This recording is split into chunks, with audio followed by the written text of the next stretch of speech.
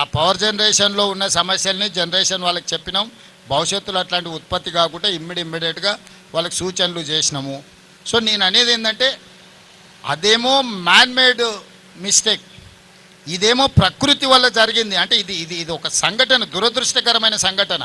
ఇక్కడ రాజకీయ పార్టీలు లోపడిపోయి నిర్లక్ష్యం వల్ల జరగలేదు. పని చేస్తుంటే పనిలో భాగంగా ఈ ప్రమాదం వచ్చింది.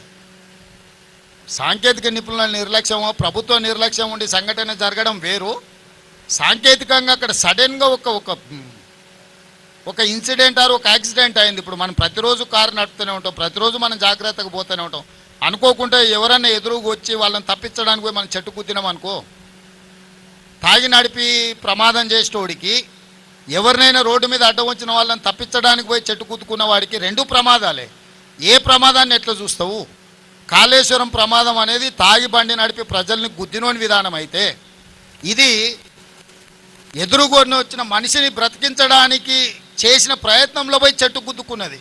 ఈ రెండు ప్రమాదాలకు ఉన్న తేడా ఇది. ఈ తేడా మరి హరీష్ రావు గారికి అర్థమవుతుందా అర్థమవుతలేదో నాకు తెలియదు. ఇక్కడ పనిచేసేది ఇతర రాష్ట్రాల కూలీలే, చిక్కుకున్నది వాళ్ళే. ఈ రాష్ట్ర ప్రభుత్వం తరఫున ఏమైనా వాళ్ళకి ఏమైనా ఇంకా టూ ఎర్లీ టు సే. ప్రభుత్వము ఆ కుటుంబాలను ఆదుకుంటుంది, దాంట్లో ఎవరికి ఎలాంటి అనుమానాలు అక్కర్లేదు. ఆ కుటుంబాలకు భరోసా ఇస్తున్నా నేను తెలంగాణ రాష్ట్ర ముఖ్యమంత్రిగా. డెఫినెట్గా ఆ కుటుంబాలను ప్రభుత్వం ఆదుకుంటుంది. అది సమయం సందర్భం ఎప్పుడు ఏ విధంగా అనేది కార్యాచరణ తీసుకొని ముందుకు వెళ్తాం.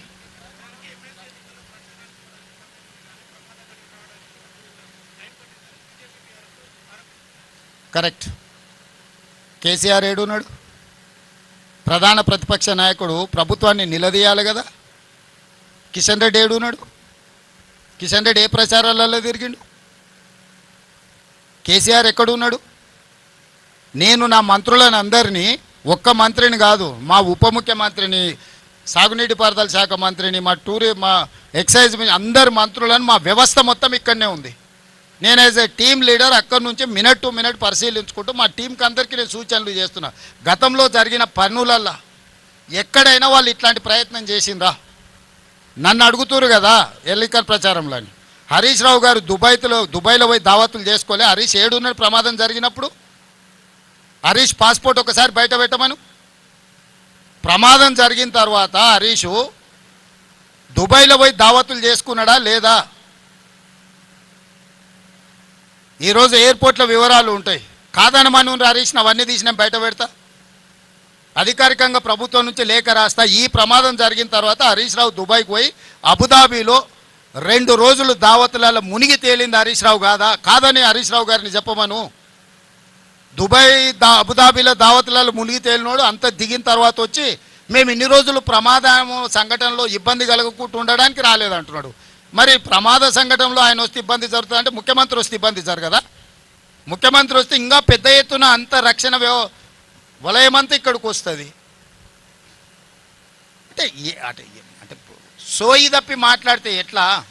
నేను విమర్శించదలుచుకోలేదు, నేను అట్లాంటి మాటలు మాట్లాడదలుచుకోలేదు. నా పాయింట్ సింపుల్. అత్యంత దురదృష్టకరమైన ప్రమాదం జరిగింది. ప్రమాదం నుంచి ఎట్లా బయటపడాలి, ప్రమాదంలో నష్టపోయిన కుటుంబాలను ఎట్లా ఆదుకోవాలి, జరిగిన సంఘటన నుంచి ఎట్లా బయటకు రావాలని మేము ప్రయత్నం చేస్తుంటే ఎట్లా బురద జల్లాలి అని వాళ్ళ మెదడులో ఉన్న బురదంతా తీసి మంత్రుల మీద. ఉత్తమ్ కుమార్ రెడ్డి గారు నాకంటే ఎక్స్పర్ట్. వాళ్ళు దేశం కోసం సైన్యంలో పనిచేసిన వాళ్ళు, సైన్యంలో పనిచేసిన అనుభవాన్ని మొత్తం ఉపయోగించి ఈరోజు ఈ సమస్యని అడ్రస్ చేసిన. నేను వచ్చుంటే కూడా ఈ స్థాయిలో ఇన్ని ఏజెన్సీలను నేను పూల్ చేయలేకపోతుంటే, ఇన్ని ఏజెన్సీలను పిలవాలన్న ఆలోచన కూడా నాకు రాకపోతుండే. ఉత్తమ్ కుమార్ రెడ్డి గారికి ఉన్న ఆర్మీలో ఏదైతే అనుభవం ఉందో, ఒక సైనికుడుగా పనిచేసిన ఉత్తమ్ కుమార్ రెడ్డికి ఇట్లాంటి క్రైసిస్ని ఎట్లా అడ్రస్ చేయాలనో హీఈస్ ఎక్స్పర్ట్ ఆన్ దట్. ఆయన ఇక్కడ కూర్చొని సైట్లో కూర్చొని మానిటరింగ్ చేస్తే అసలు అర్థం పర్థం లేకుండా మరీ ఇంత దిగజారి మాట్లాడుతున్నారు. ఎందుకు ఇట్లా తయారయ్యారు? అధికారం కోల్పోయినారు సరే, కానీ మైండ్ కూడా కోల్పోయారా?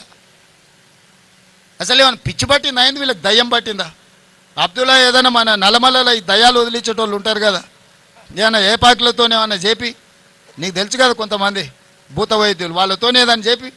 అందుకే ఇప్పుడు మానవ ప్రయత్నాలు అయినాయి. రోబోస్ను కూడా అవసరమైతే ఇందులో వాడండి, అవకాశం ఏముందో పరిశీలించండి అని చెప్పినాం. ఎవరిని అవసరమైతే వాళ్ళను ప్రపంచంలో ఉండే ఎవరినైనా కూడా మేము తీసుకురావడానికి సిద్ధంగా ఉన్నాం. ఈ సమస్యను పరిష్కరిస్తాం. దయచేసి మిమ్మల్ని అందరు నా రిక్వెస్ట్ ఒకటే, ఇది మన అందరి సమస్య. ఈ సమస్యను మనందరం కలిసి పరిష్కరించుకుందాం. సమస్యలో ప్రమాదం జరిగిన కుటుంబాలను మనం కలిసి ఆదుకుందాం. దానికి మీరు పూర్తిగా సహకరించాల్సిందిగా మీ అందరినీ కోరుకుంటున్నా.